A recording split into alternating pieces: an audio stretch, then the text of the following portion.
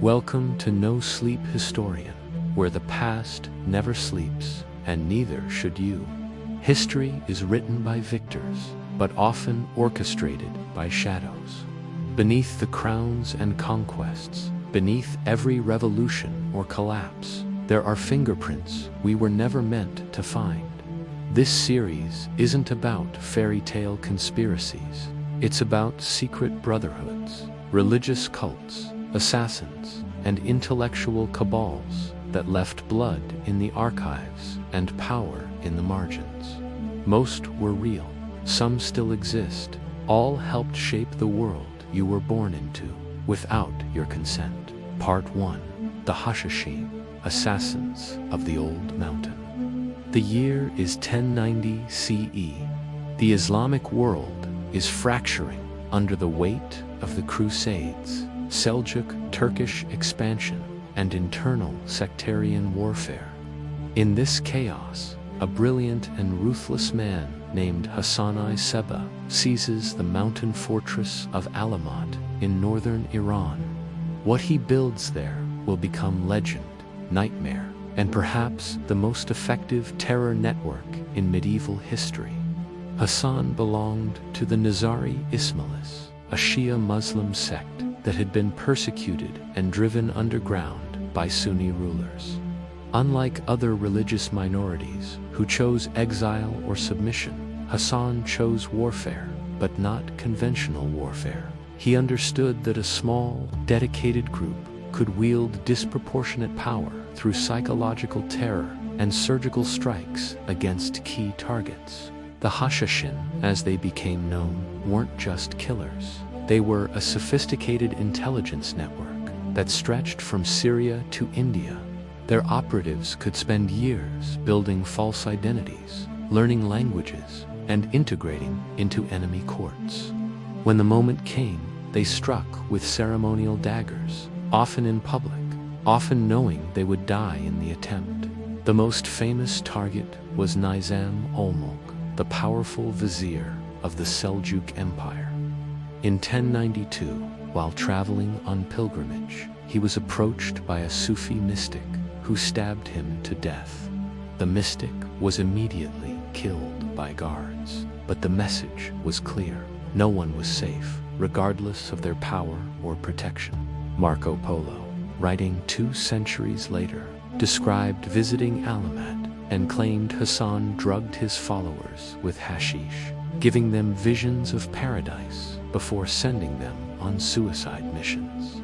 This account, likely exaggerated or fictional, gave birth to the European word assassin, derived from hashishian, or users of hashish. Modern historians doubt the drug story, but the name stuck. The reality was far more sophisticated than Polo's Orientalist fantasy. The Hashashin recruited from across the social spectrum: scholars, merchants, artisans, and yes, desperate young men seeking purpose.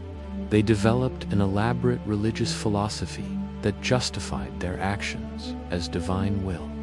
Death in service to the cause guaranteed immediate entry into paradise, making their operatives fearless.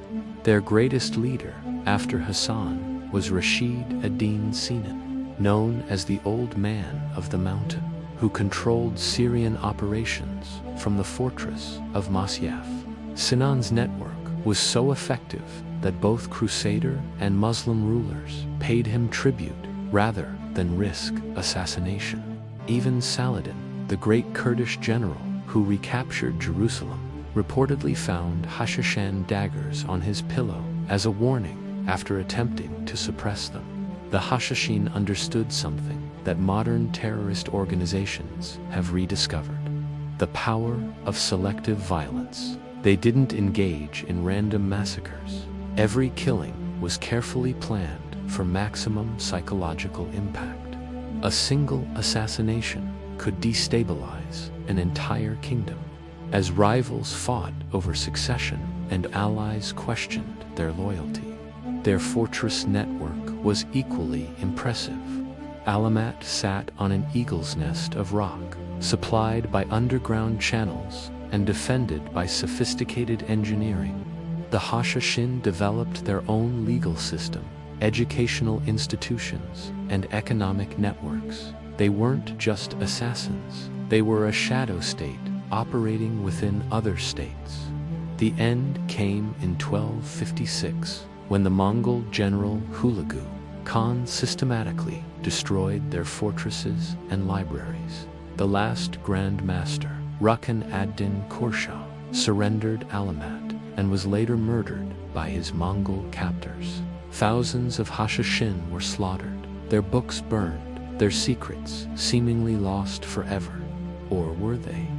This is where history becomes murky and conspiracy theories flourish. Some historians argue that surviving Hashashin fled to India, where they influenced local Ismaili communities. Others claim they evolved into merchant networks that persisted for centuries. The Nizari Ismailis themselves survived, eventually becoming the peaceful community led today by the Aga Khan. But the methods pioneered at Alamet didn't die. The idea that small, dedicated groups could project power through carefully targeted violence was rediscovered by anarchists in the 19th century, revolutionaries in the 20th, and terrorists in the 21st. Every political assassination since 1256 owes something to the innovations of Hassan-I Sabbah and his mountain fortress. The Hashashin's most lasting contribution may be psychological rather than tactical. They introduced the concept that anyone, anywhere, could be reached by sufficiently motivated killers. This paranoia fundamentally altered how power operated in the medieval world. Rulers who once relied on displays of strength now had to consider the knife in the dark, the trusted advisor who might strike without warning. Modern intelligence agencies study the Hashashin as pioneers of what we now call asymmetric warfare. Their combination of religious motivation, operational security, and psychological warfare created a template that echoes through history. From the IRA to Al-Qaeda to lone wolf terrorists, the shadow of Alamat stretches across centuries. The word assassination entered European languages through their legend, but their true legacy runs deeper. They proved that, in a world of empires and armies, sometimes the most effective weapon is a single, devoted individual with a blade and the willingness to die for their cause. That lesson has never been forgotten by those who operate in the shadows of power. Tonight, when political leaders surround themselves with bodyguards and armored cars, they're responding to a fear that began in a Persian mountain fortress over 900 years ago. The Hashashin may be gone, but the world they created, where power must always watch for the knife in the dark, is very much alive. Part 2. The Cult of Sibylle, Rome's transgressive secret. Behind the marble columns and ordered forums of ancient Rome lurked something that would have scandalized the very senators who secretly funded it. Welcome to the cult of Sibylle, the Great Mother, whose worshippers castrated themselves in religious ecstasy and whose influence reached into the highest levels of Roman power. The story begins in 204 BCE, during Rome's darkest hour. Hannibal's armies ravaged Italy, and desperate Romans consulted the Sibylline books, their collection of prophetic texts. The oracle's message was clear. Only by bringing the Great Mother from Asia Minor could Rome be saved. What arrived was far more than the Romans bargained for. Cybele, known to the Greeks as Rhea and to the Phrygians as the Mountain Mother, was an ancient goddess whose worship predated Homer. Her cult centered on death and rebirth, the violent cycles of nature, and the transformative power of extreme experience. Her priests, called Galli, had voluntarily castrated themselves in frenzied rituals, abandoning traditional masculinity to serve their goddess. as sacred hermaphrodites. The Romans initially tried to contain this foreign import. Roman citizens were forbidden from becoming Galli, and the cult's activities were restricted to specific times and places. But prohibition only increased fascination. What the state banned, the elite secretly embraced. The cult's central myth was deeply disturbing to Roman sensibilities. Cybele loved the beautiful youth Attis, but when he proved unfaithful, she drove him mad. In his frenzy, Attis castrated himself and bled to death beneath a pine tree. Cybele, overcome with grief, restored him to life as an eternally youthful god. This cycle of death and resurrection became the cult's core mystery. The annual festival of Cybele, the Megalensia, began respectably enough with theatrical performances and chariot races. But as night fell, the real ceremonies began. In the sanctuary of Cybele on the Palatine Hill, just steps from the imperial palaces, worshippers worked themselves into religious ecstasy through music, dancing, and wine. The climax came during the Day of Blood, when new initiates castrated themselves with sacred knives before the goddess's statue. The severed organs were thrown against the temple walls, and the bleeding novices were carried away to recover or die.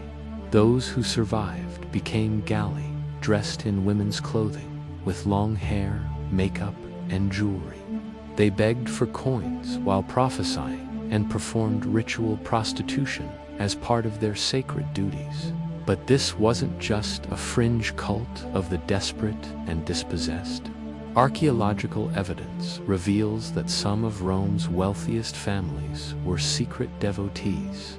Senator Marcus Crassus, the richest man in Rome, reportedly funded Galli priests. Even some emperors showed suspicious interest in the cult's mysteries. The Emperor Caligula openly participated in Cybele's rites, appearing in women's clothing during religious festivals. His successor, Claudius, officially elevated the cult's status, making it part of the Roman religious calendar. Most shocking of all, the Emperor Elagabalus may have undergone the ultimate initiation. Though historical sources are unclear whether he actually castrated himself or simply identified with the goddess's gender-fluid theology, the cult's appeal lay partly in its promise of spiritual transformation through extreme experience. In a society obsessed with masculine virtues like courage and self-control, Cybele offered liberation through the abandonment of gender roles and social conventions. Her followers claimed to experience divine madness, prophetic visions, and communion with the goddess herself. The Galli developed their own subculture within Roman society. They lived in communities around major temples, supporting themselves through religious services, fortune-telling, and ritual prostitution. Despite official disapproval, they were often consulted by powerful Romans seeking prophetic guidance or magical intervention. The cult also attracted women who found in Cybele's mythology a reflection of their own struggles. The goddess represented both nurturing motherhood and terrible vengeance, appealing to women constrained by Roman family structures. While they couldn't become Galli, women could serve as priestesses and participate in the more acceptable aspects of worship. Modern scholars debate whether the cult represented genuine religious experience or elaborate psychological theater. The castration rituals may have been performed under the influence of drugs or in states of religious hysteria that made the pain bearable. Some historians suggest that the Galli's apparent madness was actually a form of controlled performance, a way of claiming sacred authority through deliberate transgression. The cult's political dimensions were equally complex. By embracing Cybele, Rome acknowledged its debt to foreign gods and cultures. But the cult also reinforced social hierarchies by creating a class of sacred outcasts who embodied everything proper Romans rejected. The Galli's theatrical femininity made traditional masculinity seem more natural and necessary by contrast. Christianity's rise spelled doom for Cybele's cult, though the transition took centuries. Christian writers like Augustine of Hippo attacked the Galli as demons in human form, their castration a blasphemy against God's creation. The Emperor Constantine banned public funding for pagan temples, but private worship continued well into the 6th century. The cult's influence on early Christianity was profound and controversial. Cybele's death, Resurrection mythology, her virgin birth, and her role as divine mother all echo in Christian theology. Some scholars argue that Christianity absorbed and transformed Cybele's appeal, offering spiritual rebirth without the physical mutilation. The last known Galli priest died in the 7th century, but echoes of the cult persist. Modern transgender individuals sometimes claim the Galli as historical precedents for gender fluidity. Neo-pagan groups attempt to revive Cybele's worship, though they typically skip the more extreme rituals. The cult of Cybele reveals how even the most seemingly ordered societies harbor spaces for transgression and transformation. Behind Rome's facade of masculine virtue and social control lurked a goddess who demanded the ultimate sacrifice from her followers. That hundreds of men willingly castrated themselves for her suggests hungers that traditional Roman religion couldn't satisfy. In a world where gender roles seem increasingly fluid and traditional authorities face constant challenge, the cult of Cybele feels oddly contemporary. The Galli's rejection of conventional masculinity, their embrace of sacred otherness, and their claim to special knowledge through extreme experience all resonate with modern spiritual seekers and social rebels. The Great Mother's cult reminds us that even the mightiest empires rest on foundations more complex and contradictory than their official histories suggest. Rome conquered the world through discipline and order, but it also made space for chaos and transformation. Perhaps that capacity for contradiction was part of what made Rome great, and its loss part of what led to its fall. Part 3. The Thuggee, worshippers of death in British India. In the dusty highways of 19th century India, travelers faced dangers beyond bandits and wild animals. They might encounter polite strangers who offered to share their campfire, tell stories through the long night, and then strangle them before dawn as an offering to a goddess who demanded blood. This was the world of the Thuggee, perhaps history's most organized and religiously motivated criminal network. The British colonial administration initially dismissed reports of ritual murder as local superstition or colonial paranoia.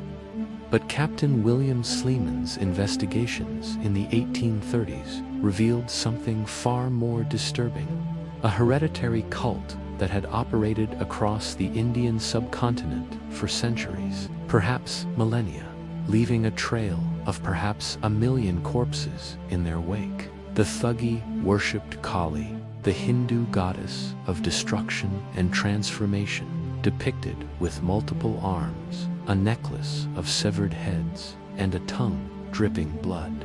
But this wasn't mainstream Hindu practice. The Thuggee developed their own theology that transformed Kali from a cosmic force into a patron deity who demanded human sacrifice and rewarded her faithful servants with prosperity and protection. According to Thuggee mythology, Kali created them to help her destroy a demon whose every drop of spilled blood spawned new demons. She gave them a sacred cloth, the rumal, and taught them to strangle their victims silently, spilling no blood. When the demon was finally destroyed, Kali commanded the Thuggee to continue their work, culling humanity to prevent overpopulation and offering the best victims to her as sacrifice. The reality was more complex than colonial accounts suggested. The Thuggee weren't a single organization, but a network of hereditary groups spread across India, linked by shared practices, religious beliefs, and criminal techniques. They operated primarily along major trade routes, particularly in central and northern India, where merchant caravans and pilgrim groups provided steady streams of potential victims. Thuggee operated as both religion and profession. Membership was typically hereditary, passed from father to son through elaborate initiation rituals. Young men learned not just the techniques of murder, but an entire worldview that justified their actions as religious duty. They developed their own dialect, incorporating words from Hindi, Persian, and local languages into a secret argot that allowed them to communicate without outsiders understanding. The typical Thuggee operation was remarkably sophisticated. Groups of 10 to 50 men would join merchant caravans or pilgrim groups as fellow travelers, spending days or weeks building trust with their intended victims. They studied their targets carefully, identifying the wealthiest individuals and planning the optimal moment for attack. The actual murders usually occurred at campsites when victims were relaxed and guards were down. The killing method was ritualized and specific. The rumal, a silk scarf or cloth strip, was twisted around the victim's neck from behind, while accomplices held their arms and legs. Death came through strangulation and compression of the carotid arteries, usually within minutes. The Thuggee claimed this method was both merciful and sacred, spilling no blood while offering the victim's soul to Kali. After the murders, the Thuggee performed elaborate burial rituals. Bodies were dismembered and buried in carefully prepared graves, often with specific arrangements of limbs and personal items. Sugar was thrown over the graves as an offering to Kali, and the murderers performed purification ceremonies before dividing their loot. The entire process followed religious protocols as rigid as any temple ceremony. The Thuggee's religious justifications were complex and internally consistent. They claimed to be agents of divine will, culling the weak and corrupt to maintain cosmic balance. Kali protected them from earthly justice and rewarded faithful service with prosperity. Many Thuggee accumulated considerable wealth, living respectably in their home communities between expeditions. What made the Thuggee particularly dangerous was their integration into normal Indian society. Unlike bandits who lived as outlaws, most Thuggee maintained conventional lives as farmers, merchants, or artisans. They had families, participated in local festivals, and were often respected community members. This dual existence made them nearly impossible to detect and allowed them to operate for generations without suspicion. The British campaign against the Thuggee began in earnest under Captain William Sleeman, who served as Thuggee and Decowaty superintendent from 1835 to 1841. Sleeman realized that conventional police methods were useless against such a distributed and secretive network. Instead, he developed an intelligence system based on captured Thuggee who were induced to betray their former associates in exchange for pardons. Sleeman's most valuable asset was a captured Thuggee leader named Faringia, who provided detailed information about the cult's organization, methods, and membership under British protection. Faringia helped identify hundreds of active Thuggee and led authorities to mass graves across central India. Archaeological excavations confirmed his stories, revealing burial sites containing dozens of victims. The British suppression campaign was remarkably effective, combining intelligence gathering with mass arrests and public executions. Between 1831 and 1841, British authorities arrested over 3,000 suspected thugs, executing 466 and transporting many others to penal colonies. The campaign broke the cult's organizational structure and eliminated most experienced practitioners. However, modern historians question aspects of the British narrative. Some argue that colonial authorities exaggerated the Thuggee threat to justify increased police powers and military spending. Others suggest that the British conflated ordinary criminal gangs with religious cultists, creating a more organized enemy than actually existed. Recent scholarship has revealed that many alleged Thuggee were probably ordinary bandits or members of nomadic tribes that the British colonial system had criminalized. The Thuggees' supposed religious motivations may have been partly constructed by British interrogators who expected to find exotic Oriental fanaticism and shaped witness testimony accordingly. Nevertheless, substantial evidence supports the existence of religiously motivated ritual murder in 19th century India. The consistency of victim burial practices, the geographic distribution of grave sites, and the detailed confessions of captured practitioners all suggest that something more than ordinary banditry was at work. The Thuggee phenomenon raises troubling questions about the relationship between religion and violence. How could ordinary people justify systematic murder as religious duty? The answer lies partly in the cult's sophisticated theological framework, which recast killing as cosmic necessity and divine service. Members weren't psychopaths, but believers who genuinely thought they were serving a higher purpose. The cult also demonstrates how marginalized communities can develop alternative value systems that directly contradict mainstream society. The Thuggee created a shadow world where murder was sacred and deception was virtue, sustained by elaborate rituals and justifications that made the unthinkable seem normal. The British suppression of the Thuggee became a cornerstone of colonial propaganda, portrayed as proof that British rule brought civilization to a barbaric land. This narrative obscured the colonial system's own violence, while positioning the British as moral guardians protecting innocent Indians from their savage countrymen. The Thuggee legacy persists in popular culture, usually as exotic villains in adventure stories and films. These portrayals typically emphasize the cult's strangeness while ignoring the complex historical and social forces that created them.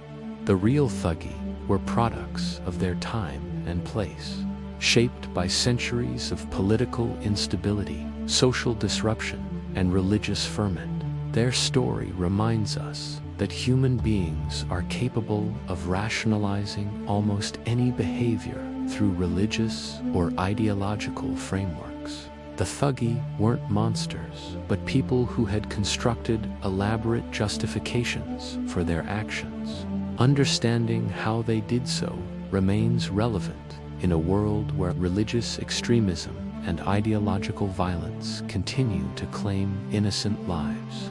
The highways of India are safe now from ritual stranglers, but the questions the Thuggee raised about faith, violence, and human nature remain as troubling today as they were 2 centuries ago.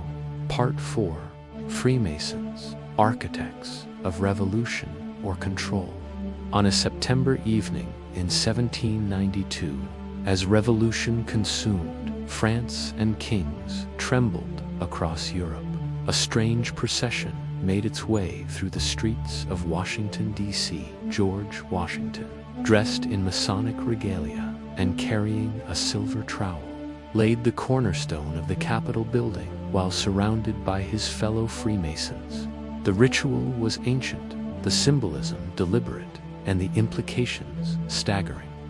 The most powerful nation on earth was being founded by members of a secret society whose origins stretched back to medieval stonemasons and whose influence would shape the modern world. Freemasonry officially began in 1717 when 4 London lodges united to form the Grand Lodge of England. But its roots reach much deeper into the medieval guilds of cathedral builders who jealously guarded their architectural secrets and traveled across Europe, erecting the great churches and castles of Christendom. These operative masons developed elaborate rituals around their craft, complete with secret handshakes, passwords, and symbolic tools that distinguished master craftsmen from mere laborers. By the late 1600s, as the age of cathedral building waned, these lodges began accepting honorary members who had never laid a stone or mixed mortar. These speculative masons transformed the craft's practical symbols into philosophical allegories. The square and compass became tools for moral improvement rather than construction. The rough ashlar stone represented the unrefined human soul, while the perfect ashlar symbolized the enlightened man who had undergone Masonic initiation. What emerged was something unprecedented, a cross-class brotherhood that united aristocrats and merchants, intellectuals and artisans, under the banner of reason, tolerance, and human improvement. In an age of rigid social hierarchies and religious warfare, Masonic lodges offered neutral ground where men could debate ideas regardless of their birth or denomination. The Masonic system was ingeniously designed for expansion and secrecy. Members were bound by solemn oaths never to reveal the lodge's proceedings, backed by gruesome penalties involving throat-cutting and disembowelment. The organization was structured in degrees: entered apprentice, fellowcraft, and master mason, with elaborate initiation ceremonies for each level. Higher degrees proliferated over time, creating additional layers of secrets and hierarchy. But Freemasonry's true power lay not in its rituals, but in its networking capacity. Lodge meetings provided regular opportunities for influential men to socialize, exchange information, and coordinate activities outside official channels. A merchant in London could travel to Boston, identify himself to local masons through secret signs, and immediately access local business and political networks. This international brotherhood created unprecedented opportunities for coordination across national boundaries. The American Revolution showcased Masonic influence at its peak. George Washington was initiated into the Fredericksburg Lodge in 1752, beginning a lifelong involvement that would shape both his character and his connections. When revolution came, the Continental Army's leadership was honeycombed with Masons. Marquis de Lafayette, Baron von Steuben, Benedict Arnold before his treason, and dozens of other key figures shared the Masonic bond. The evidence of Masonic influence on American founding documents is substantial and disturbing. The Great Seal of the United States features the all-seeing eye atop an unfinished pyramid. Classic Masonic imagery representing divine providence watching over the incomplete work of human civilization. The Declaration of Independence's language about natural rights and the pursuit of happiness echoes Masonic philosophy about human perfectibility and rational morality. Even more striking is the layout of Washington, D.C. itself. The city's street plan, designed by the Freemason Pierre L'Enfant, incorporates Masonic symbolism on a massive scale. The pentagram, formed by major streets, the positioning of key buildings, and the integration of Masonic architectural elements suggest that America's capital was conceived as a giant Masonic temple, encoding the Brotherhood's values into the physical structure of government. Across the Atlantic, Freemasonry played an equally dramatic role in the French Revolution. Many of the revolution's key figures, including Voltaire, Danton, and Mirabeau, were Masons who had absorbed Enlightenment ideals through lodge discussions. The revolution's emphasis on reason, equality, and universal human rights directly reflected Masonic principles that had been debated in French lodges for decades. The Marquis de Lafayette, hero of both American and French revolutions, exemplified Masonic internationalism. His participation in both conflicts wasn't coincidental, but reflected a coordinated effort by Masonic networks to reshape the Atlantic world according to Enlightenment principles.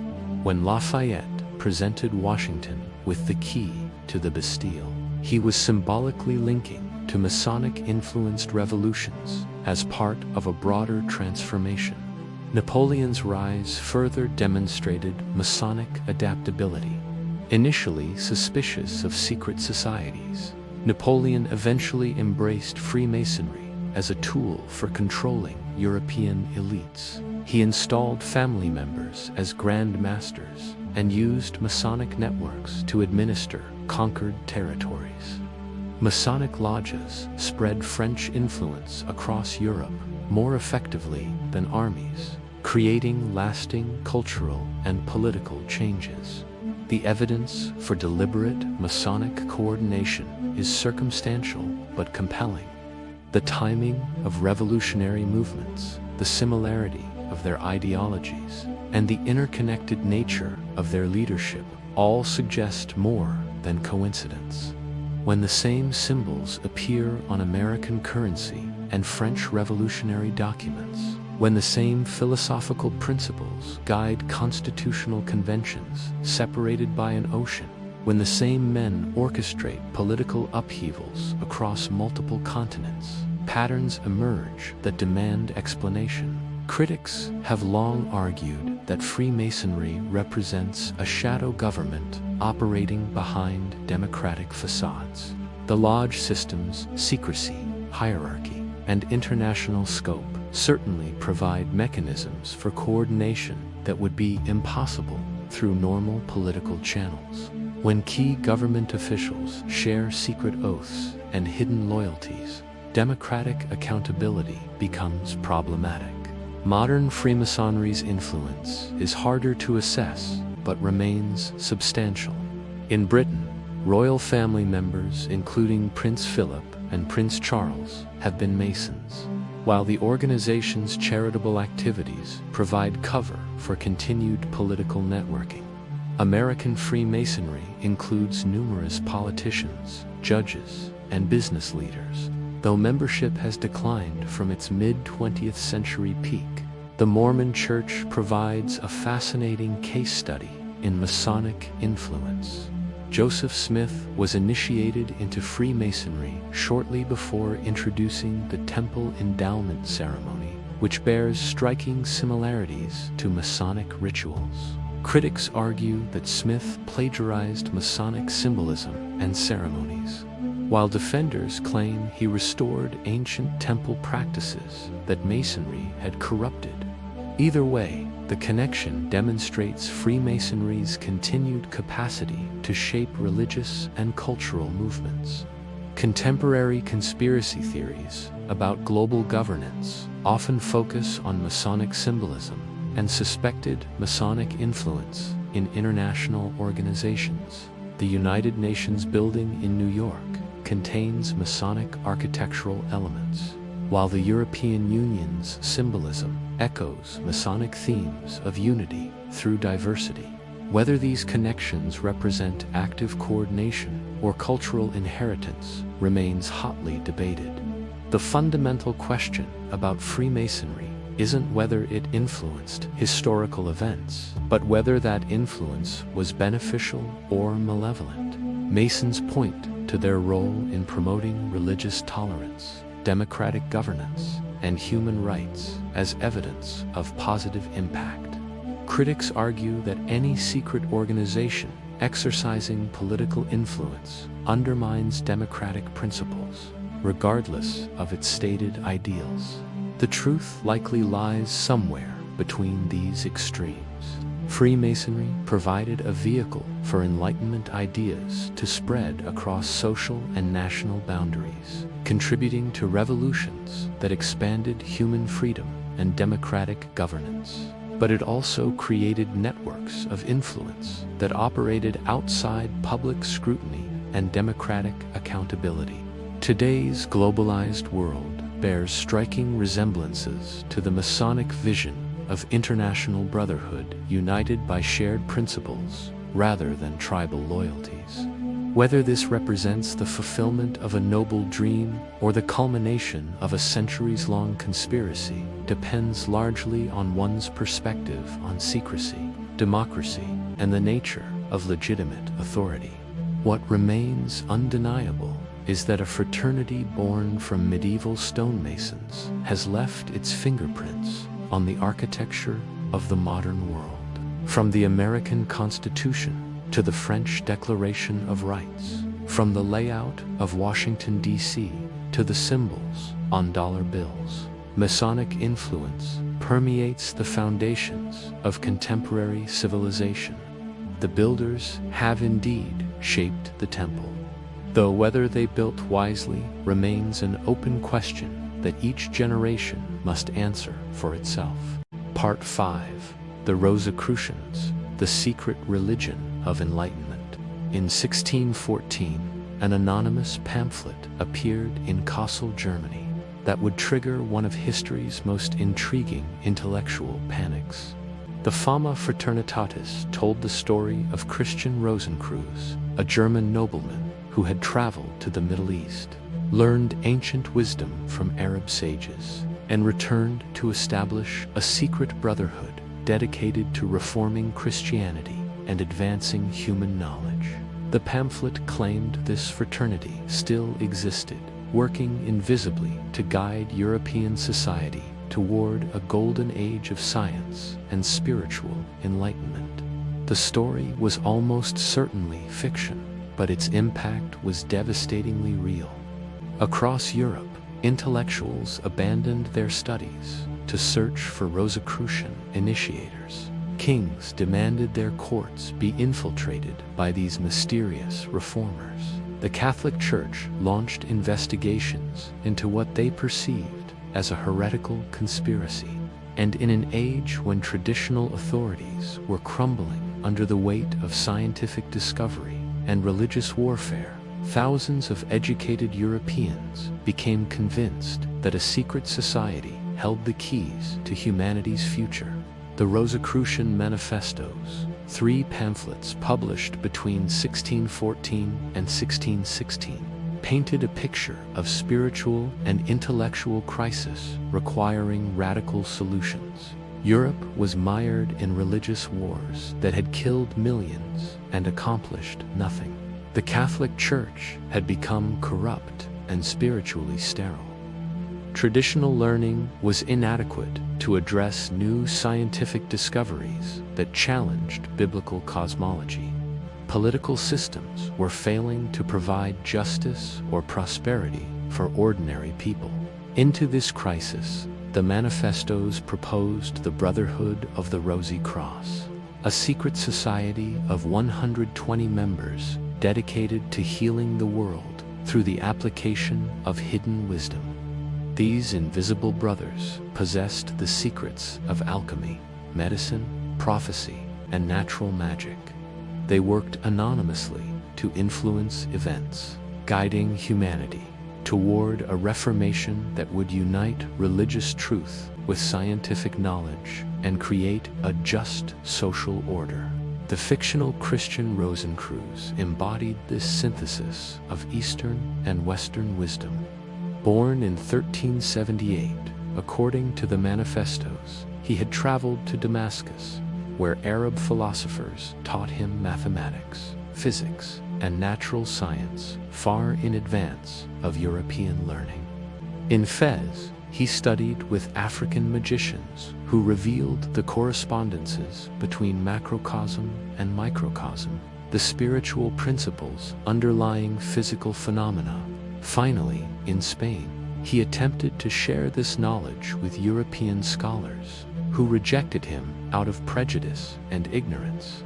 Returning to Germany, Rosenkreuz established his brotherhood in a hidden sanctuary called the House of the Holy Spirit.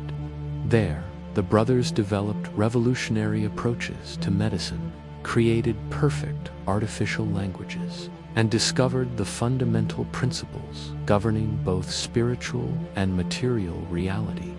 When Rosenkreuz died at 106, his tomb was sealed and lost until its rediscovery in 1604, revealing his preserved body surrounded by books and instruments that encoded the Brotherhood's accumulated wisdom. The manifesto's timing was perfect for maximum social disruption. The 30 Years' War was devastating Central Europe, pitting Catholics against Protestants in conflicts that would ultimately kill 8 million people. Traditional certainties about religious truth, political authority, and natural philosophy were collapsing. Into this intellectual vacuum, the Rosicrucian vision offered hope for a comprehensive solution that would transcend sectarian divisions and establish truth on an unshakable foundation. The response was immediate and overwhelming. Across Germany, France, and England, scholars published treatises claiming to decode Rosicrucian symbols or requesting initiation into the Brotherhood. Some claimed to have met actual Rosicrucians, describing mysterious encounters with individuals who demonstrated impossible knowledge and then vanished. Others analyzed the manifestos for hidden meanings, finding complex numerical codes and alchemical formulas that supposedly revealed deeper truths. But the most significant response came from genuine scholars who took the Rosicrucian vision seriously and attempted to implement it through their own work. Descartes, the father of modern philosophy, spent years searching for Rosicrucian adepts and may have structured his revolutionary method of systematic doubt on Rosicrucian principles. Isaac Newton devoted more time to alchemical research than to physics, convinced that ancient wisdom traditions held keys to understanding natural phenomena that mathematical analysis alone could never reveal. The English philosopher Francis Bacon created detailed plans for reforming human knowledge that closely paralleled Rosicrucian goals. His New Atlantis described a utopian society governed by scientists who possessed both experimental methods and spiritual wisdom. Some historians argue that Bacon was either a Rosicrucian initiate or one of the manifesto's anonymous authors, though definitive evidence remains elusive. In Bohemia, the Rosicrucian vision briefly seemed poised to become political reality. Frederick V, the Elector Palatine and leader of Protestant Europe, was crowned King of Bohemia in 1619 with the apparent support of Rosicrucian sympathizers. His court at Heidelberg attracted alchemists, astrologers, and reformed philosophers who believed they were implementing the Brotherhood's program for European transformation. But Frederick's defeat at the Battle of White Mountain in 1620 ended the Winter King's reign and scattered the Rosicrucian intelligentsia across Europe. The manifesto's authorship remains one of history's great literary mysteries. Most scholars credit Johann Valentin Andrea, a German Lutheran pastor and social reformer, with writing at least the third manifesto, The Chemical Wedding of Christian Rosenkreuz. Andrea later claimed the entire Rosicrucian phenomenon was a ludibrium, a joke or literary exercise that spiraled out of control. But this disclaimer may have been motivated by political prudence rather than honesty. as the 30 Years' War made association with religious innovation extremely dangerous. Whether or not Andrea created the manifestos, they clearly reflected broader intellectual currents that he helped synthesize and popularize. The late Renaissance was obsessed with recovering ancient wisdom, particularly the supposed teachings of Hermes Trismegistus, an Egyptian sage credited with founding alchemy and natural magic. Scholars believed that Moses, Pythagoras, Plato, and other ancient figures had possessed complete knowledge of spiritual and material reality, which had been gradually corrupted and fragmented over time. The Rosicrucian project aimed to reconstruct this Prisca Theologia, the original divine revelation that could reconcile all apparent contradictions between reason and faith, science and religion, natural philosophy and Christian doctrine. This wasn't merely an intellectual exercise, but a practical program for social transformation. The Brotherhood claimed that properly applied wisdom could eliminate poverty, cure disease, extend human life, and create political systems based on justice rather than force.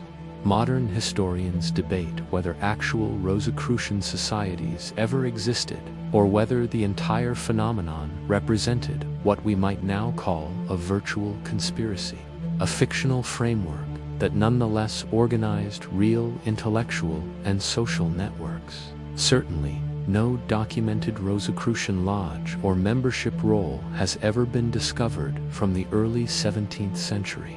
But the absence of formal organization doesn't negate the movement's historical impact. The Rosicrucian vision influenced the development of modern science by insisting that empirical investigation must be combined with spiritual insight to achieve true understanding. This holistic approach shaped the work of scientists like Newton, who saw no contradiction between mathematical physics and alchemical research. The Royal Society of London, founded in 1660 as England's premier scientific institution, included numerous members who had been influenced by Rosicrucian ideas about the unity of knowledge. The movement also contributed to the development of religious tolerance by proposing that all faiths contained fragments of universal truth that could be synthesized through proper understanding. This ecumenical vision influenced later developments like Freemasonry, which welcomed members from different Christian denominations and eventually from other religious traditions entirely. Perhaps most importantly, the Rosicrucian phenomenon demonstrated the power of ideas to reshape society, even when they lacked institutional backing. The manifestos created a shared vocabulary and set of goals that allowed isolated intellectuals to see themselves as part of a broader movement for human improvement. This sense of invisible solidarity sustained reform efforts across generations and national boundaries. By the 1670s, the original Rosicrucian excitement had faded, but the ideas lived on in various transformed versions. Alchemical societies claimed Rosicrucian heritage while pursuing the transmutation of metals and the discovery of the Philosopher's Stone. Pietist religious movements incorporated Rosicrucian emphasis on inner spiritual experience over external religious forms. Early Masonic lodges borrowed Rosicrucian symbolism and adapted their vision of ancient wisdom preserved by secret brotherhoods. The 18th century saw numerous attempts to revive or reinvent Rosicrucian organizations. The most significant was the Gold und Rosenkreuz Order in Germany, which attracted influential members, including King Frederick William II of Prussia. This group combined Rosicrucian symbolism with practical alchemy and political conservatism, using their claimed ancient wisdom to justify resistance to Enlightenment rationalism and democratic reform. In France, the Comte de Saint-Germain claimed to be an immortal Rosicrucian adept who had discovered the secret of eternal life. His apparent agelessness, vast wealth, and mysterious origins convinced many European aristocrats that the ancient brotherhood still existed and possessed supernatural powers. Saint-Germain's influence on pre-revolutionary French society demonstrates how Rosicrucian legends continued to shape political and intellectual life long after the original manifestos were forgotten. The 19th century brought new waves of Rosicrucian revival, often blending the original vision with Eastern religious concepts and occult practices. The Societas Rosicruciana in Anglia, founded in 1865, restricted membership to master masons and claimed direct descent from the original brotherhood. This group influenced the creation of the Hermetic Order of the Golden Dawn, which developed elaborate magical rituals supposedly based on recovered Rosicrucian texts. In America, the ancient mystical order Rosicruces, founded by Harvey Spencer Lewis in 1915, popularized Rosicrucian ideas through mail-order courses and mass media advertising. Amor C. claimed to preserve ancient Egyptian wisdom transmitted through an unbroken chain of initiates, including Akhenaten, Pythagoras, and the original Christian Rosencreutz. While scholars dismiss these historical claims, MORC successfully adapted Rosicrucian themes to modern American culture's emphasis on self-improvement and practical spirituality.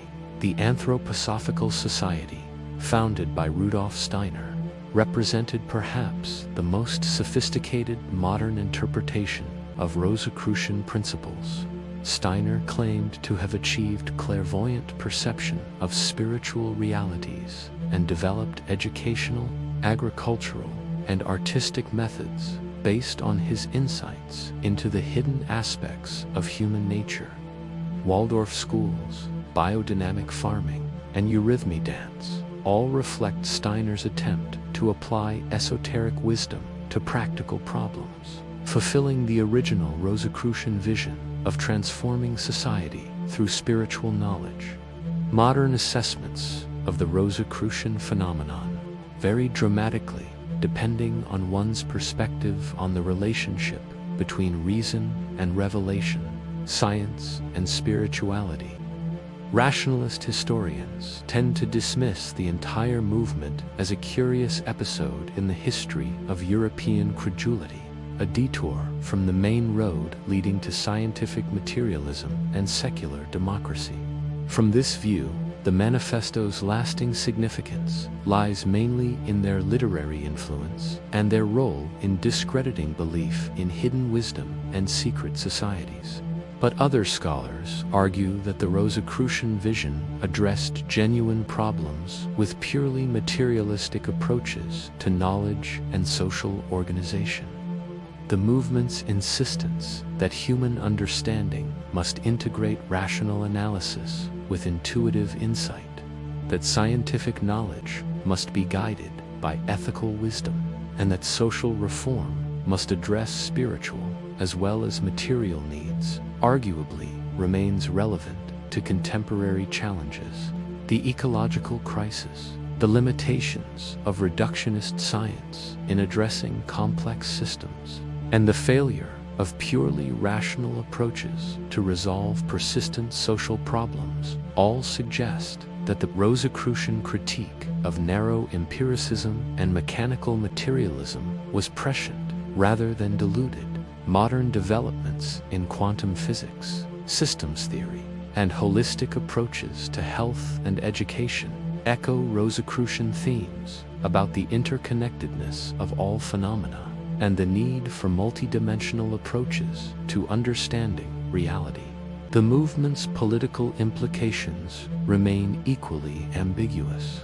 The original manifestos envisioned a benevolent elite guiding humanity toward enlightenment, a vision that can be read as either progressive or authoritarian, depending on one's assumptions about human nature and social organization.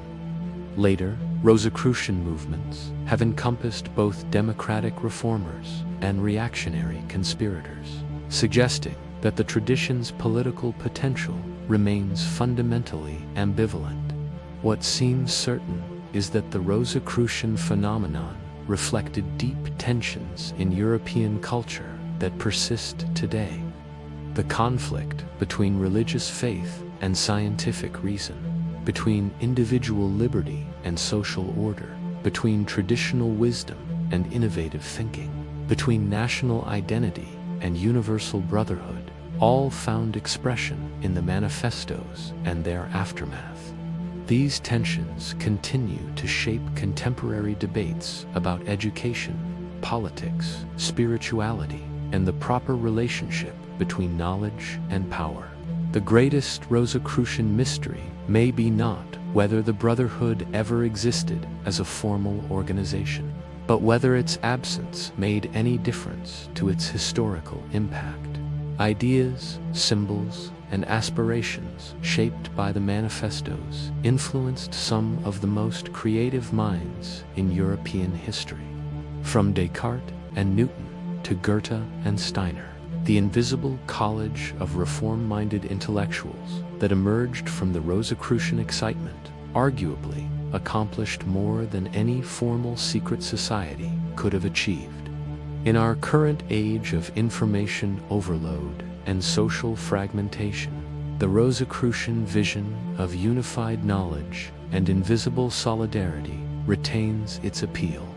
Internet communities organized around shared interests rather than geographic proximity, collaborative research projects that transcend institutional boundaries, and efforts to integrate scientific and spiritual perspectives all echo themes first articulated in those anonymous German pamphlets 4 centuries ago. Whether one views the Rosicrucian legacy as inspiring or cautionary, its persistence suggests that the human need for comprehensive understanding and transformative wisdom runs deeper than rational skepticism can easily dismiss. The search for the invisible college continues. The rose and cross remain potent symbols of the marriage between spiritual insight and practical wisdom, between the beauty of truth and the burden of implementation. 400 years after their first appearance, these symbols continue to inspire those who believe that human understanding and social organization can be fundamentally transformed through the application of hidden principles waiting to be rediscovered. Perhaps that belief itself is the most enduring Rosicrucian mystery, not whether the Brotherhood existed, but why so many brilliant minds were convinced it should exist and devoted their lives to making that vision reality.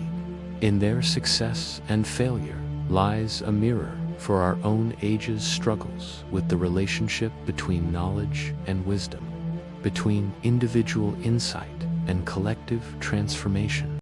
Part 6: The Bavarian Illuminati: Fact, Fraud, or Foundation. On May 1, 1776, while American colonists were preparing to declare independence from Britain, a Bavarian law professor named Adam Weishaupt was founding what would become history's most misunderstood and mythologized secret society. The Order of the Illuminati was not born from ancient mysticism or religious fervor, but from the cold, calculating mind of an Enlightenment intellectual who believed the world needed to be rebuilt from scratch. A man shaped by Jesuit education who had come to despise everything the Jesuits represented.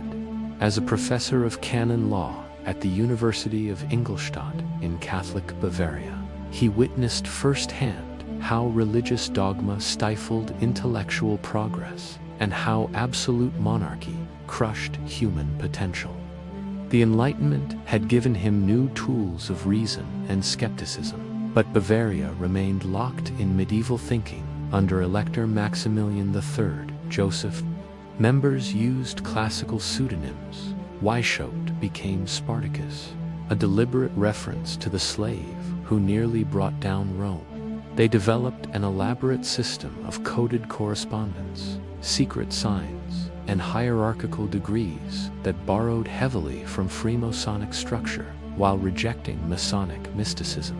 He believed these institutions were the root of human suffering and inequality. The Illuminati would work through infiltration rather than open rebellion, placing members in positions of influence within government, education, and religious institutions. They would guide society toward what Weishaupt called moral freedom through reason and scientific understanding. Recruitment was carefully targeted. Weishaupt sought young, intelligent men from influential families, particularly those with access to political or educational power. The society grew slowly but strategically, establishing lodges in Munich, Freising, and other Bavarian cities. By 1780, membership had reached several hundred, including government officials, clergy, and academics. The Illuminati's structure reflected Weishaupt's systematic approach to social engineering. The society was divided into three main classes: nursery, Masonic, and mysteries. The nursery class included preparation, novice, Minerval, and minor Illuminatus degrees, designed to gradually expose recruits to the society's philosophy while testing their commitment and discretion. The Masonic class adopted the three basic degrees of Freemasonry, which many members already possessed. The Mysteries class, reserved for the most trusted and capable members, included priest and regent degrees that revealed the society's ultimate goals. Members maintained detailed files on potential recruits, tracking their personalities, weaknesses, and social connections. They developed sophisticated methods for influencing public opinion through literature, journalism, and educational reform. The society operated like an early intelligence network, gathering information on political developments and using it to advance their agenda. Freemason with extensive social connections and organizational skills, he refined the society's structure, expanded recruitment beyond Bavaria, and established lodges throughout German-speaking territories. Under his influence, the Illuminati began attracting prominent figures, including Duke Ernest II of Gotha, Count Cobenzl from the Austrian court, and various princes and nobles who were drawn to Enlightenment ideals. Some members were genuine revolutionaries, committed to overthrowing the existing order, while others were attracted to the intellectual discussions and social networking opportunities without fully understanding the society's radical implications. Weishaupt and Kinga disagreed over the society's direction, leading to Knig's resignation in 1784. When police searched the homes of suspected Illuminati members, they discovered extensive correspondence revealing the society's organization, goals, and membership lists. These documents were published in 1786 as original writings of the order and sect of the Illuminati, providing opponents with detailed evidence of the society's existence and plans. Members in positions of authority were expected to advance other Illuminati members and gradually implement the society's educational and political reforms. Weishaupt fled Bavaria and spent his remaining years in exile, writing philosophical works that defended his vision while denying the more extreme accusations made against his society. Many former members were arrested, exiled, or forced to publicly renounce their involvement. The society that had once boasted hundreds of influential members was reduced to scattered individuals with no central organization, seemed to validate conservative fears about secret societies undermining traditional authority.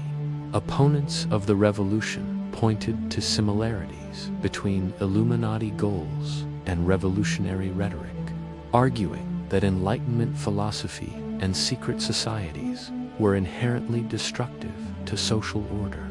The myth of the Illuminati began almost immediately after their suppression. Conservative writers like Augustin Barruel and John Robison published books claiming the Illuminati had orchestrated the French Revolution and continued to operate as a hidden force behind political upheavals across Europe. These conspiracy theories found ready audiences among those alarmed by rapid social and political changes. Their goals of gradual social transformation through infiltration and influence were clearly stated in their own writings. However, claims about their responsibility for major historical events like the French Revolution lack credible evidence. The historical Illuminati represented something new in the landscape of secret societies. Unlike mystical or religious orders, they were fundamentally political, using Enlightenment rationalism as a tool for systematic social engineering. They anticipated modern concepts of ideological organization, intelligence gathering, and long-term strategic planning that would later characterize revolutionary movements and intelligence agencies. Their legacy lies not in shadowy global control, but in demonstrating how small groups of dedicated individuals could develop sophisticated methods for influencing larger social and political systems. The Illuminati showed that ideas, properly organized and strategically disseminated, could be more powerful than armies or treasuries. In this sense, they were perhaps the first truly modern conspiracy, one based on information, influence, and institutional penetration rather than mystical authority or brute force. Part 7. The Black Hand, Brotherhood Behind World War I. The gunshot that killed Archduke Franz Ferdinand on June 28, 1914, lasted barely a second, but its echo would thunder across 4 years of unprecedented carnage. The 19-year-old Serbian student who pulled the trigger, Gavrilo Princip, was not acting alone or on impulse. He was the weapon of a secret society so committed to their cause that they willingly embraced martyrdom and global war as acceptable prices for Serbian liberation. The Black Hand, officially known as unification or death, emerged from the violent crucible of early 20th century Balkan nationalism. Founded in Belgrade in 1911, the organization grew from the Revolutionary Committee that had orchestrated the brutal assassination of King Alexander Obranović and Queen Draga in 1903. That earlier conspiracy, which saw the royal couple hacked to pieces by army officers in their palace, established a template of ruthless violence in service of Serbian national interests. Colonel Dragutin Dimitrijević, known by his codename APIs, was the driving force behind the Black Hand's formation and operations. A massive man standing 6 feet 4 inches tall, Dimitrijević had survived the 1903 palace coup despite taking multiple bullets. His experience in that bloodbath convinced him that Serbia's destiny required equally dramatic measures. As head of Serbian military intelligence, he possessed both the institutional resources and strategic vision to transform nationalist passion into systematic subversion. The Black Hand's organizational structure reflected military precision combined with revolutionary secrecy. The society was divided into cells of 3 to 5 members, with communication flowing through carefully maintained chains of command. Each member swore an oath written in blood, pledging absolute loyalty to the cause of Serbian unification, even unto death. The oath's language was deliberately apocalyptic. I swear by the sun that warms me, by the earth that feeds me, before God, by the blood of my ancestors, on my honor and my life, that I will from this moment until my death be faithful to the laws of this organization. Membership was restricted to ethnic Serbs who could demonstrate unwavering commitment to the cause. The society attracted military officers, government officials, teachers, and students throughout the Serbian-populated regions of the Ottoman and Austrian empires. By 1914, the Black Hand claimed over 2,500 members organized into cells across Serbia, Bosnia-Herzegovina, Macedonia, and Montenegro. This network provided the infrastructure for intelligence gathering, weapons smuggling, and coordinated terrorist operations. The society's goals extended beyond mere political autonomy. They envisioned a greater Serbia that would unite all South Slavs under Serbian leadership, stretching from the Adriatic to the Black Sea. This vision directly challenged Austrian control over Bosnia-Herzegovina and Ottoman control over Macedonia and Kosovo. The Black Hand viewed violence not as a regrettable necessity but as a sacred duty, believing that bloodshed would awaken Serbian national consciousness and demonstrate the impossibility of foreign domination. Financing came from diverse sources that illustrated the society's broad support base. Regular members paid dues proportional to their income, while wealthy supporters provided larger donations. The Serbian government, while officially denying involvement, quietly channeled funds through military intelligence channels. Money also flowed from Serbian diaspora communities in America and Western Europe, where emigrants who had fled Ottoman and Austrian persecution contributed to the liberation struggle. The Black Hand's operational methods combined traditional guerrilla warfare with emerging terrorist techniques. They smuggled weapons and explosives across borders using networks of sympathetic villagers, clergy, and merchants. Training camps in Serbia provided instruction in assassination techniques, bomb-making, and clandestine communication. The society maintained safe houses, established escape routes, and developed sophisticated systems for moving personnel and materials across international boundaries. These capabilities were tested through a series of increasingly bold operations. Between 1911 and 1914, Black Hand operatives attempted to assassinate Austrian officials in Bosnia, bombed railway lines and government buildings, and fomented uprisings among Serbian populations under foreign rule. Each attack was carefully planned to maximize psychological impact while maintaining plausible deniability for the Serbian government. The decision to target Archduke Franz Ferdinand reflected strategic calculation rather than random terrorism.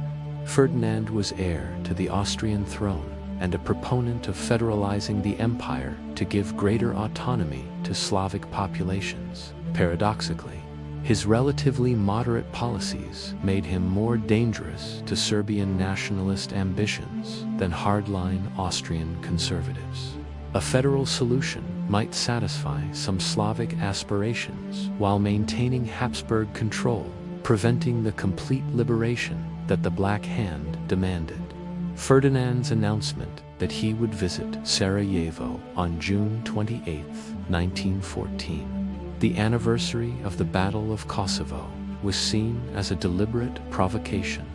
The date held sacred significance for Serbian nationalism, commemorating the 1389 battle where Serbian forces died defending Christendom against Ottoman expansion. For the Habsburg heir to conduct military exercises and public ceremonies on this date struck many Serbs as an intentional insult to their historical memory and national dignity. The assassination plot involved 6 conspirators, all young Bosnian Serbs recruited and trained by the Black Hand.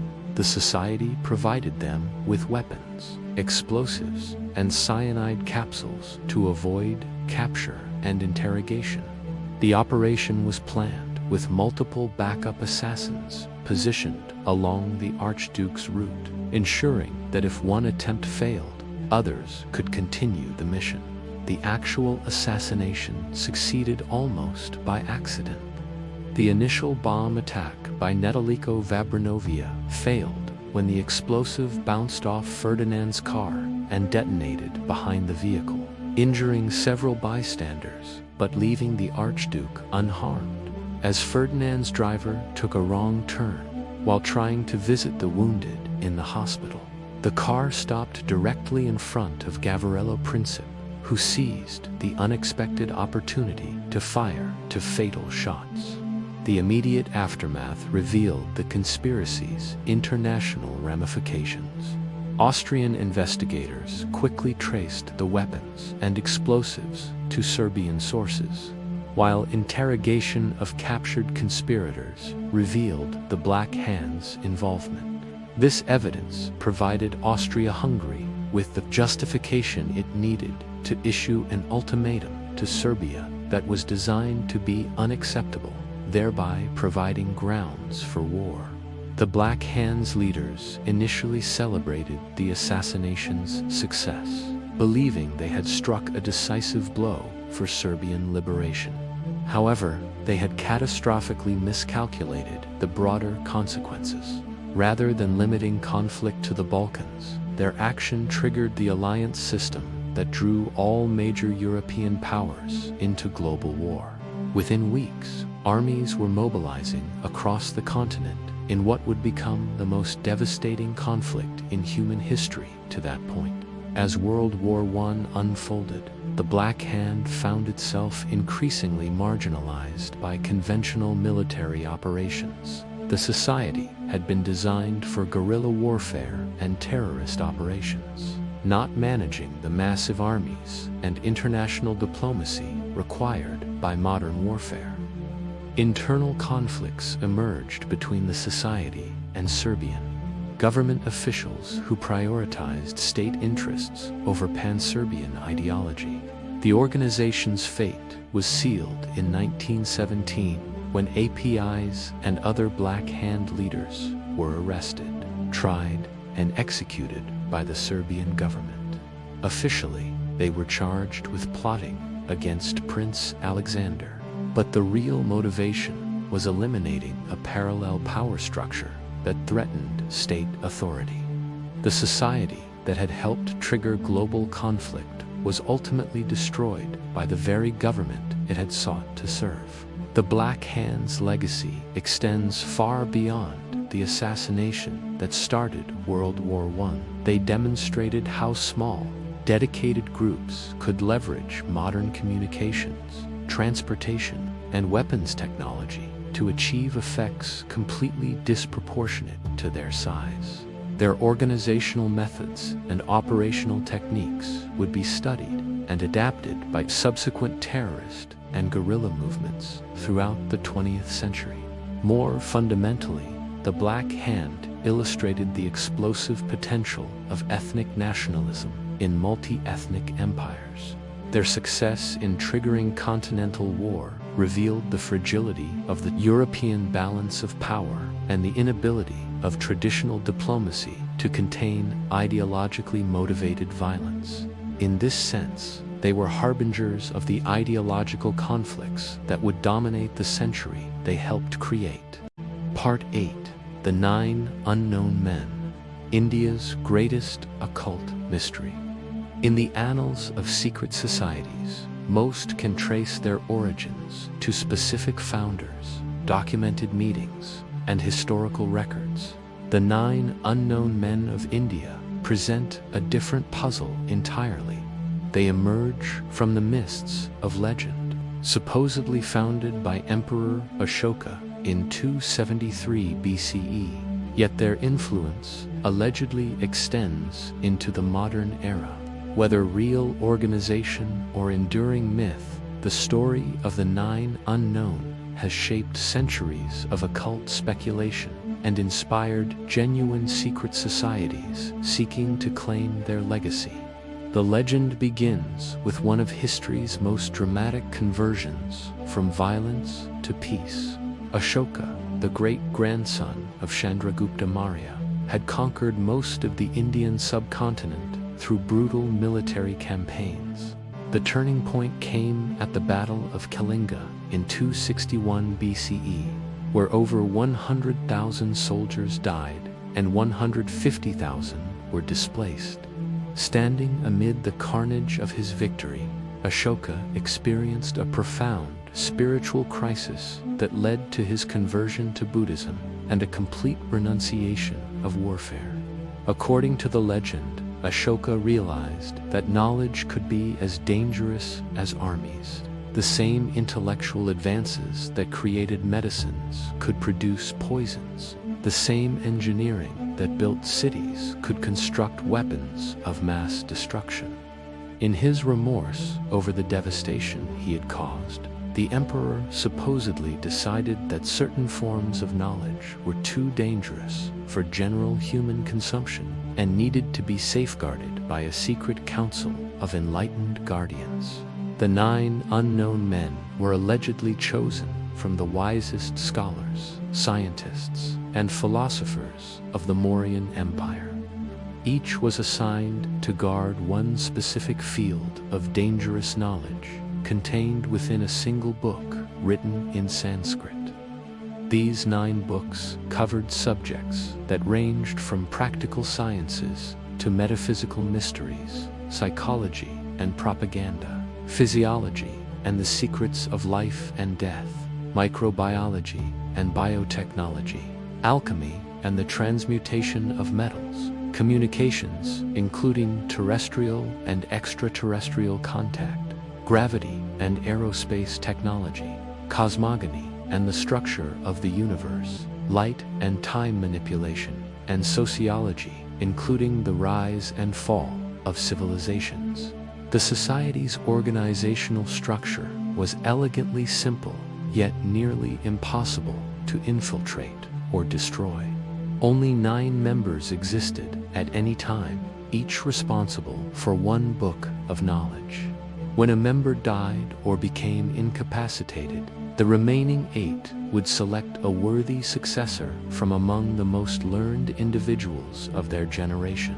The new member would be initiated into the society's secrets and assume guardianship of the appropriate book. This system ensured both continuity and security, as no single individual outside the society could know more than a fraction of their accumulated wisdom.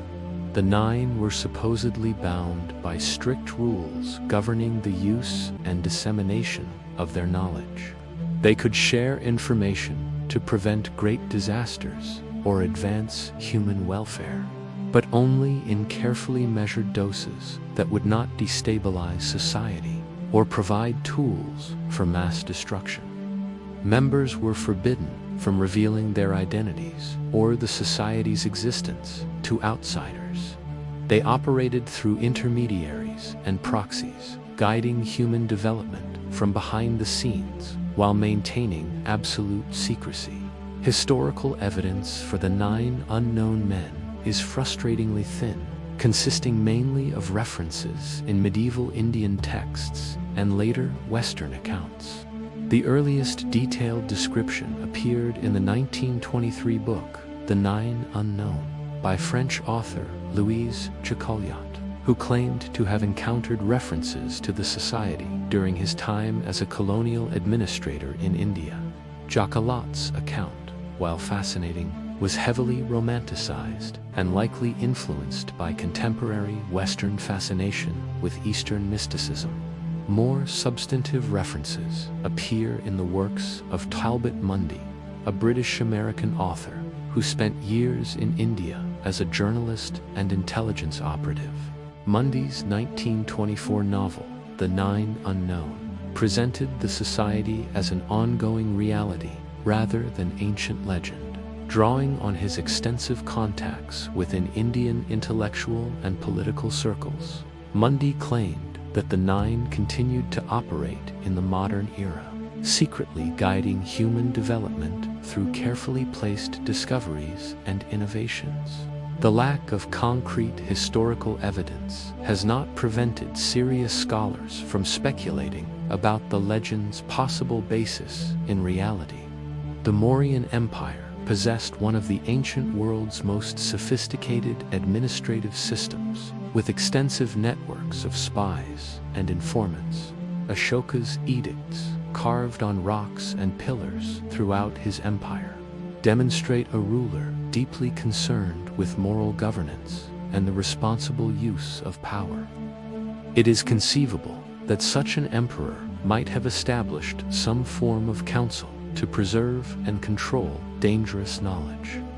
Archaeological discoveries have lent some credence to claims about ancient Indian scientific achievements. The Iron Pillar of Delhi, erected during the Gupta period, demonstrates metallurgical knowledge that was not matched in Europe for over 1,000 years.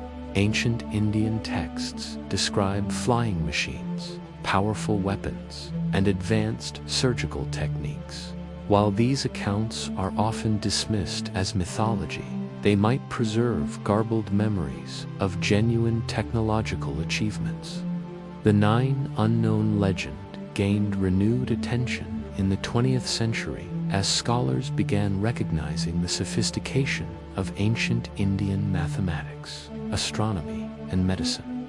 The concept of zero, decimal notation, and advanced algebraic techniques all originated in India centuries before reaching Europe. Indian physicians performed cataract surgery and developed smallpox inoculation techniques that would not appear in Western medicine until the 18th century. Such achievements suggest that ancient India possessed scientific knowledge that was indeed centuries ahead of its time. Modern believers in the Nine Unknown point to curious patterns in the history of scientific discovery. They note that major breakthroughs often appear simultaneously in different parts of the world, as if guided by some coordinating intelligence. The development of calculus by Newton and Leibniz, the discovery of evolution by Darwin and Wallace, and the formulation of relativity by Einstein all occurred at moments when humanity seemed ready for these conceptual leaps. More intriguingly, some researchers have identified individuals throughout history who might have been connected to the Nine Unknown or similar organizations. Pope Sylvester II, who introduced Arabic numerals to Europe, had mysteriously acquired advanced mathematical knowledge during his youth.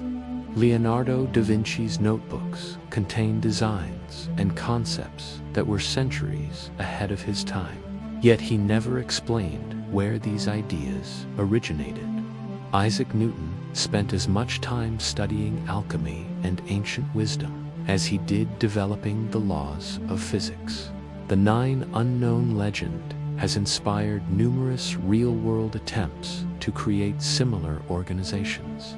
The Theosophical Society, founded by Helena Blavatsky in 1875, claimed to be in contact with Mahatmas or hidden masters who guided human evolution from secret retreats in Tibet and India.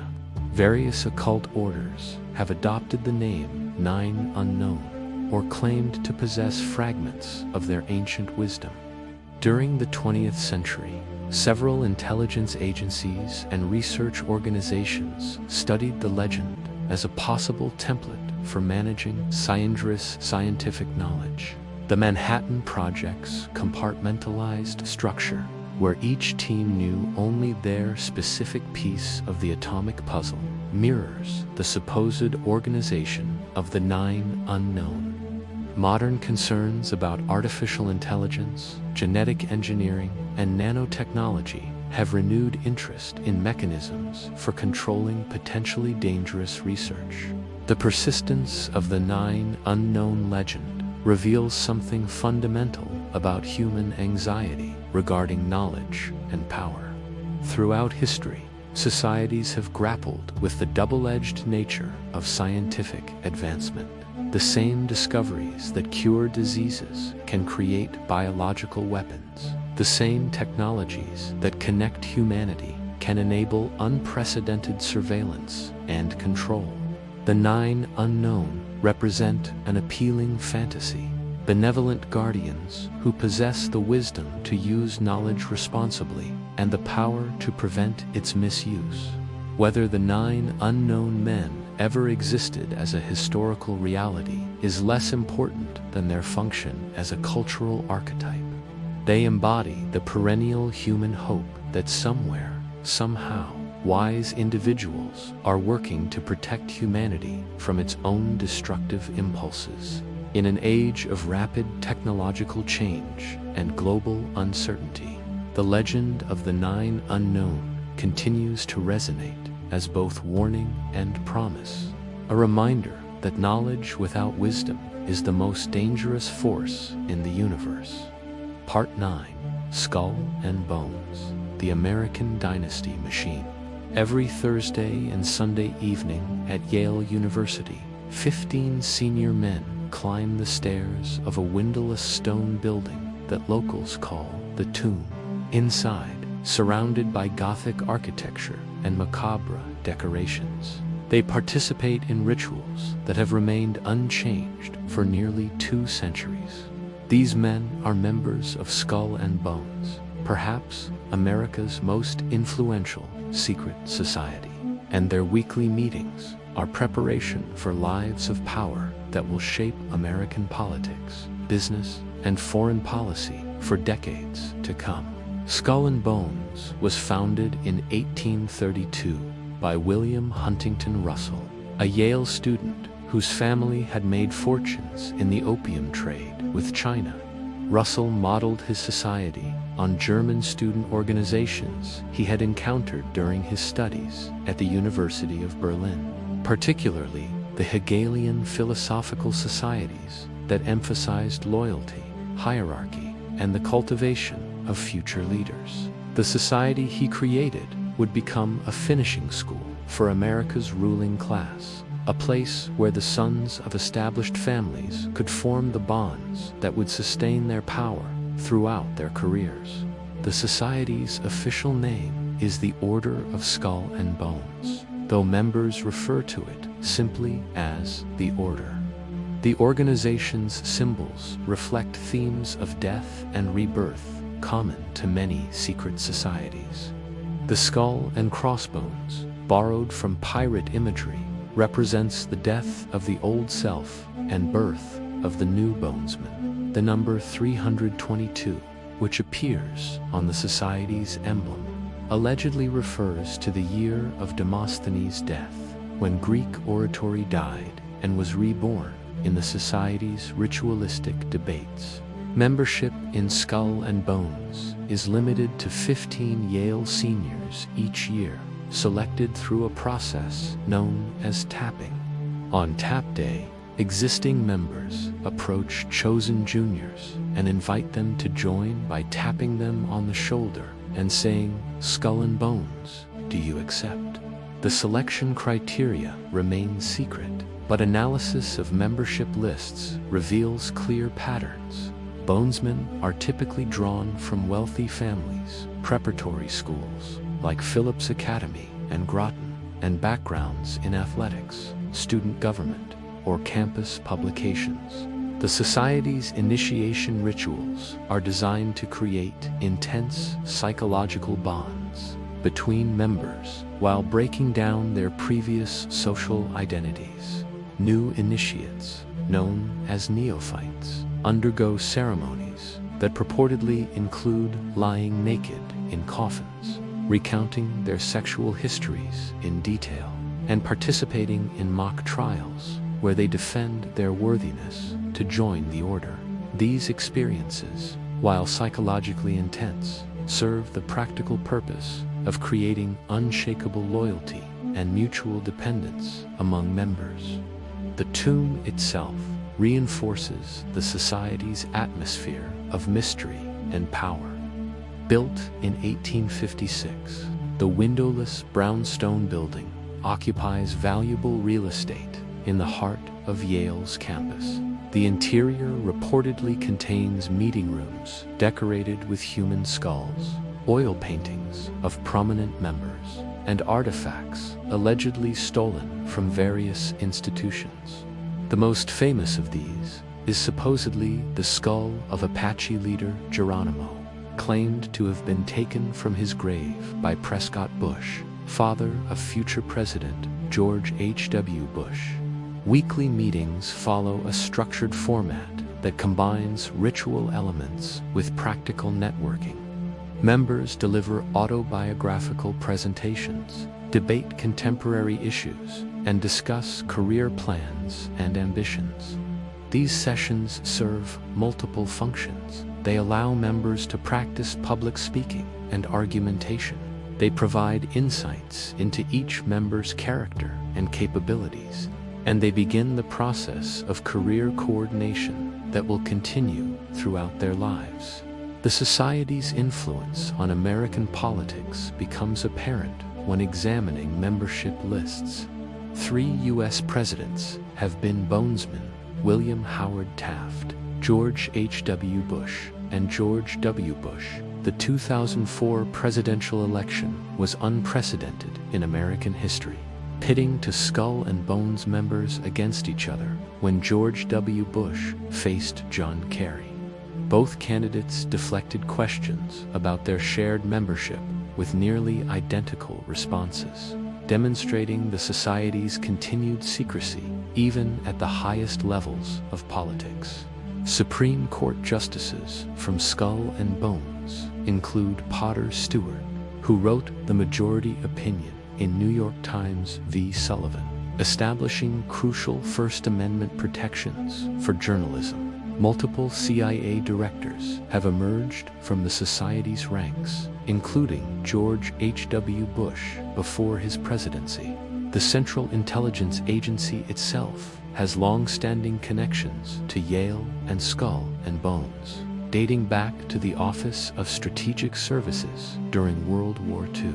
The business world shows equally striking patterns of Bonesman influence. Henry Luce, founder of Time, Life, and Fortune magazines, used his media empire to shape American public opinion for decades. W. A. Varell Harriman leveraged his Skull and Bones connections to build a career spanning diplomacy and business, serving as ambassador to the Soviet Union and governor of New York while maintaining interests in railroads and banking. The Russell Trust Association, which technically owns Skull and Bones, has managed the Society's substantial endowment through investments in various industries. What makes Skull and Bones particularly effective as a power network is the combination of exclusive membership, lifelong loyalty, and strategic career coordination. Unlike broader alumni networks, the Society's small size ensures that members know each other intimately and maintain regular contact throughout their careers. The intense bonding experience of undergraduate membership creates trust that transcends normal business or political relationships. The Society operates through what scholars call institutional bridging, placing members in key positions across different sectors of American society. A Bonesman in government can coordinate with another in media and a third in business to advance shared interests without formal conspiracy. This coordination happens naturally through the trust and mutual understanding developed during their Yale years. Critics argue that Skull and Bones represents everything wrong with American meritocracy. Despite rhetoric about selecting the best and brightest, membership clearly favors those from wealthy families who attended elite preparatory schools. The Society perpetuates class privilege while creating the illusion of merit-based selection. Members often advance to positions of power not because of superior capabilities, but because of the network effects created by their secret society membership. The society's secrecy also raises democratic concerns. When public officials refuse to discuss their participation in secretive organizations, it becomes impossible for voters to evaluate potential conflicts of interest. The 2004 presidential election highlighted this problem when both major candidates shared membership in an organization whose activities and loyalties they refused to discuss publicly. However, defenders argue that Skull and Bones simply formalizes networking that would occur anyway among elite university students. They point out that the society's emphasis on public service has produced leaders who have generally served American interests, even when they disagreed on specific policies. The intense screening process and rigorous weekly meetings may actually improve the quality of future leaders by identifying those capable of handling pressure and building consensus. The society's evolution reflects broader changes in American society. Early membership was exclusively white, Protestant, and male, reflecting the demographics of Yale and American elite institutions generally. The admission of women to Yale in 1969 forced Skull and Bones to eventually admit female members, beginning in 1991. The society has slowly diversified ethnically and religiously, though it remains predominantly white and heavily weighted toward established wealth.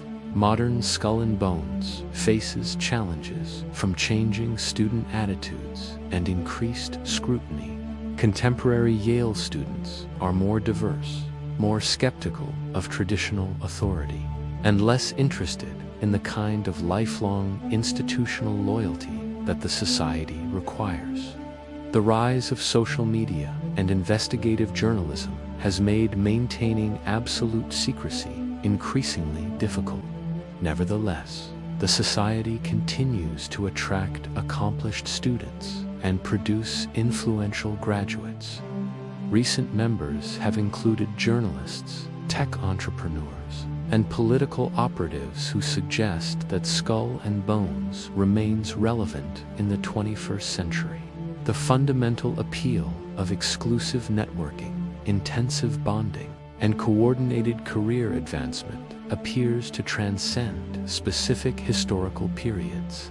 The true significance of Skull and Bones lies not in conspiracy theories about world domination, but in its role as a mechanism for class reproduction in American society. The society takes students who are already privileged and provides them with additional advantages that help ensure their continued success. It creates a shadow aristocracy that operates within democratic institutions while remaining largely invisible to public scrutiny. Understanding Skull and Bones requires recognizing that power in modern societies often operates through networks rather than hierarchies. The society's members do not follow orders from some central authority, but they share common backgrounds, values, and interests that lead them to support similar policies and each other's careers. This creates coordination without conspiracy, influence without formal control. In this sense, Skull and Bones represents the institutionalization of elite privilege in American democracy.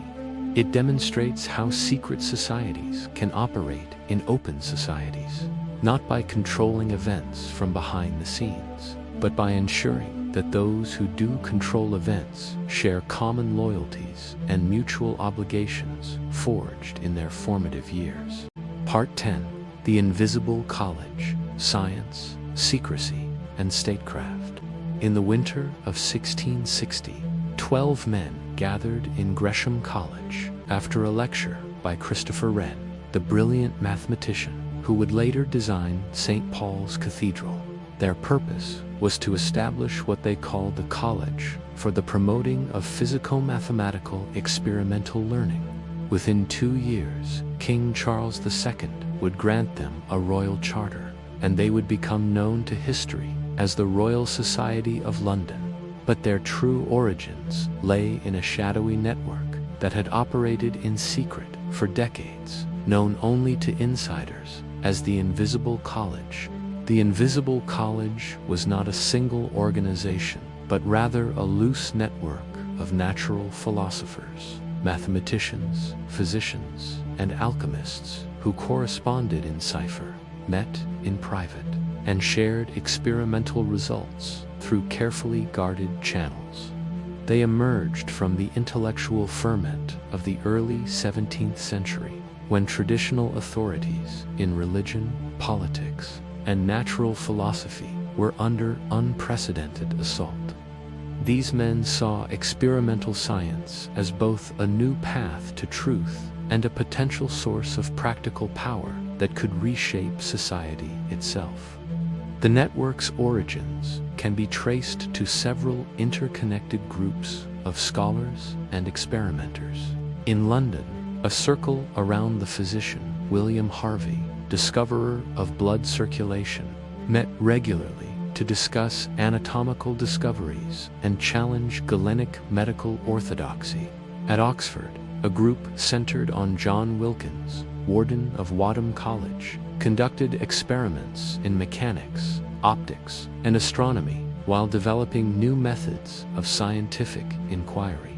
Similar circles operated in Cambridge, Dublin, and even in exile communities of English intellectuals on the continent. What unified these scattered groups was not just scientific curiosity, but political necessity. The English Civil War and its aftermath had made open intellectual inquiry dangerous for those associated with the wrong causes or patrons. Many natural philosophers had royalist sympathies in a parliamentary age, or religious views that conflicted with prevailing orthodoxies. The practice of science itself was suspect to many Puritan authorities, who saw experimental manipulation of nature as potentially blasphemous interference with divine creation. The concept of an invisible college was first articulated by Robert Boyle, the chemist, whose law relating gas pressure and volume remains fundamental to physics. In letters written during the 1640s and 1650s, Boyle referred repeatedly to this network of correspondents who shared his commitment to experimental natural philosophy. The invisibility was not merely metaphorical. Members deliberately concealed their activities from authorities who might view experimental science as politically or religiously subversive. The network's security measures reflected both scientific and political concerns. Members used coded correspondence to discuss experimental results and theoretical speculations. They developed systems of cipher that allowed detailed technical communication while concealing the content from interceptors. Meeting locations were varied and often kept secret until the last moment. Even publications were sometimes issued anonymously or under pseudonyms to protect authors from potential persecution. Key figures in the Invisible College possessed remarkable combinations of scientific brilliance and political acumen. Robert Boyle came from one of the wealthiest families in the British Isles, providing resources for expensive experiments while maintaining connections to powerful political figures. John Wilkins combined mathematical expertise with diplomatic skills, serving as an intermediary between different religious and political factions while advancing experimental science. Christopher Wren applied mathematical principles to architecture and engineering projects that had direct military and economic applications. The network's activities extended far beyond what would now be considered pure science. Members were deeply involved in practical projects that promised to enhance national power and individual wealth. They studied metallurgy and mining techniques that could increase England's material resources. They investigated navigation and cartography to support maritime expansion. They examined agriculture and manufacturing processes that could improve productivity and competitiveness with foreign rivals. Perhaps most importantly, the Invisible College developed new methods of communication and information processing that would prove crucial to England's emerging dominance in trade and warfare. They created improved cryptographic systems for diplomatic and military correspondence. They established networks for gathering and analyzing intelligence from across Europe and beyond. They developed new techniques for storing, organizing, and retrieving information that enhanced governmental efficiency.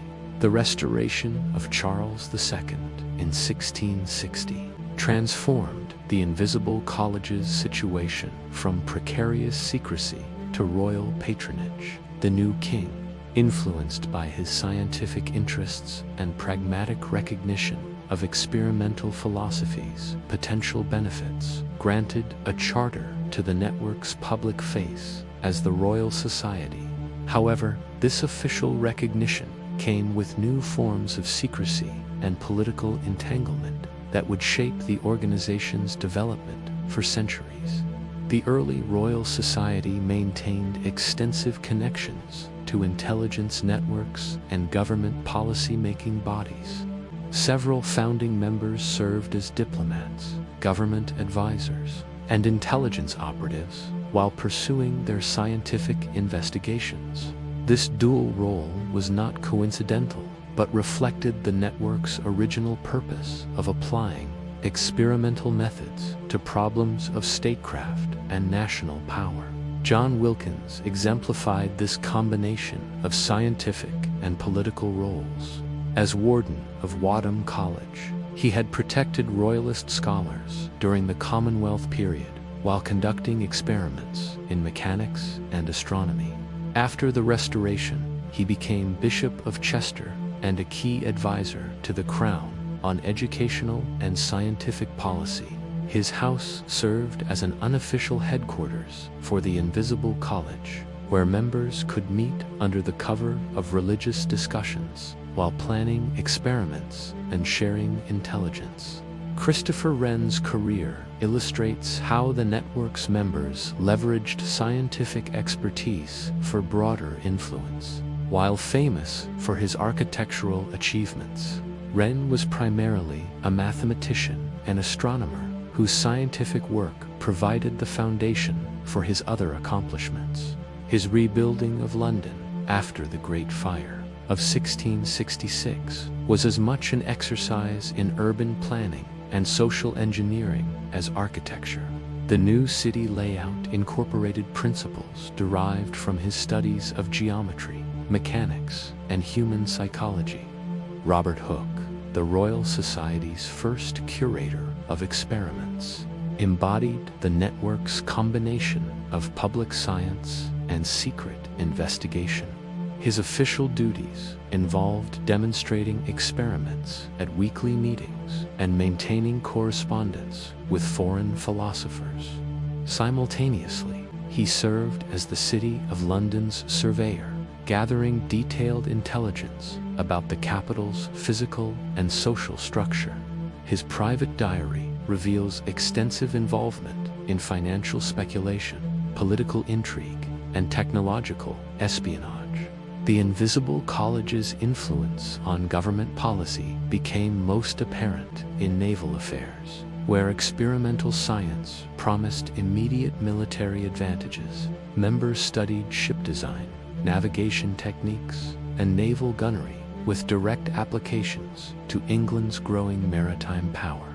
They developed improved methods for preserving food on long voyages, calculating longitude at sea, and coordinating fleet movements. These innovations contributed significantly to English naval supremacy in the late 17th and 18th centuries. The network's approach to international relations reflected their scientific methodology applied to statecraft. They maintained extensive correspondence with natural philosophers across Europe. gathering information about foreign scientific developments while monitoring political and military preparations. This scientific diplomacy provided valuable intelligence while maintaining plausible cover for espionage activities. Foreign governments often welcomed English scientists as neutral seekers of knowledge, unaware of their connections to intelligence networks. Economic policy provided another arena for the Invisible College's influence. Members studied trade patterns, manufacturing processes, and financial systems with the same experimental rigor they applied to physics and chemistry. They investigated new technologies that could enhance England's competitive position while analyzing foreign economic practices for vulnerabilities and opportunities. Their reports and recommendations helped shape mercantile policies that contributed to England's commercial expansion. The network's secrecy evolved rather than disappeared after receiving royal patronage, while the Royal Society conducted public meetings and published proceedings. Much of the important work continued in private correspondence and informal gatherings. Members developed sophisticated systems for distinguishing between information suitable for public dissemination and knowledge that required restricted circulation. They created multiple levels of membership and access, ensuring that sensitive information reached only trusted individuals. This compartmentalized approach reflected hard-learned lessons about the dangers of scientific knowledge in political contexts. The English Civil War had demonstrated how seemingly abstract ideas could become weapons in ideological conflicts. Religious authorities remained suspicious of experimental philosophies, implications for traditional beliefs. Foreign governments sought to acquire English scientific and technological advantages for their own purposes. The Invisible College's survival required balancing openness necessary for scientific progress with secrecy essential for political security. The network's international connections created particular challenges and opportunities. European natural philosophy was becoming increasingly collaborative, with scholars sharing discoveries and coordinating experiments across national boundaries. However, the same communication channels that advanced scientific knowledge could also transmit military intelligence, technological secrets, and political information. The Invisible College learned to exploit these dual functions while protecting themselves from similar exploitation by foreign networks. French natural philosophers posed the greatest challenge to English scientific supremacy. The French Academy of Sciences, established in 1666 as a rival to the Royal Society, enjoyed generous royal patronage and attracted brilliant mathematicians and experimenters.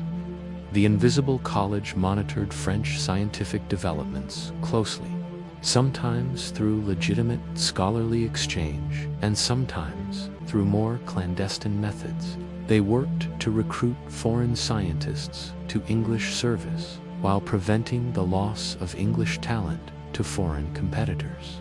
The network's influence on religious and philosophical thought proved as significant as their impact on politics and economics. Many members were deeply religious men who saw experimental science as a way to understand divine creation more perfectly. However, their investigations inevitably challenged traditional authorities and opened new questions about the nature of knowledge, causation, and human understanding. They developed strategies for managing these conflicts that would influence Enlightenment thought throughout Europe.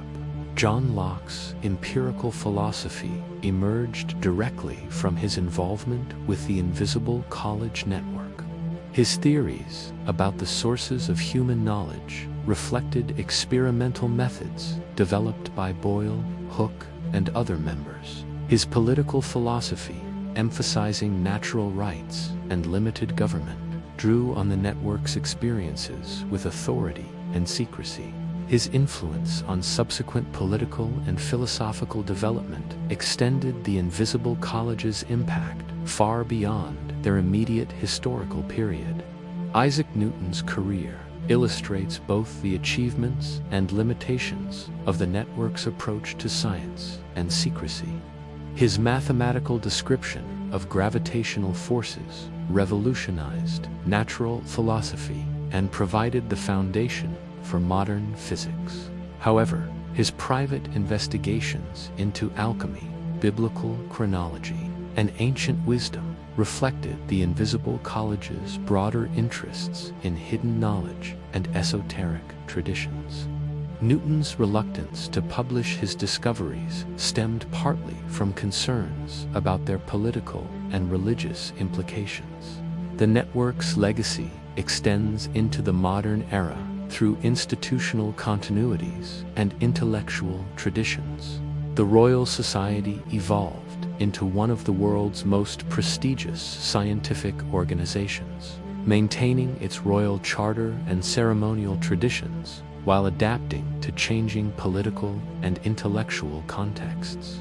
However, its origins in the secretive Invisible College continue to influence its culture and practices. Modern intelligence agencies and research institutions have studied the Invisible College as a model for combining open scientific inquiry with classified applications. The network's methods for managing dual-use technologies, coordinating international collaborations while protecting national interests, and balancing transparency with security remain relevant to contemporary challenges. Their experience demonstrates both the potential and the dangers of institutionalizing the relationship between knowledge and power. The Invisible College's ultimate significance lies in their demonstration that the Peekaboo scientific revolution was not merely an intellectual transformation, but a political and social revolution as well. They showed how experimental methods could be applied to problems of governance, economics, and international relations, with results as dramatic as their impact on understanding the natural world. Their success in institutionalizing this approach through the Royal Society and similar organizations helped establish the foundation for the modern relationship between science and state power. Yet their story also reveals the tensions inherent in this relationship. The same experimental methods that promised objective truth about nature could be manipulated for partisan political purposes. The same international networks that advanced human knowledge could serve as channels for espionage and subversion. The same technologies that improved human welfare could enhance capacities for surveillance and control. The Invisible College faced these dilemmas without the benefit of historical precedent or established ethical frameworks. Their solutions, embodied in the institutions and practices they created, continue to shape how democratic societies manage the relationship between scientific knowledge and political power.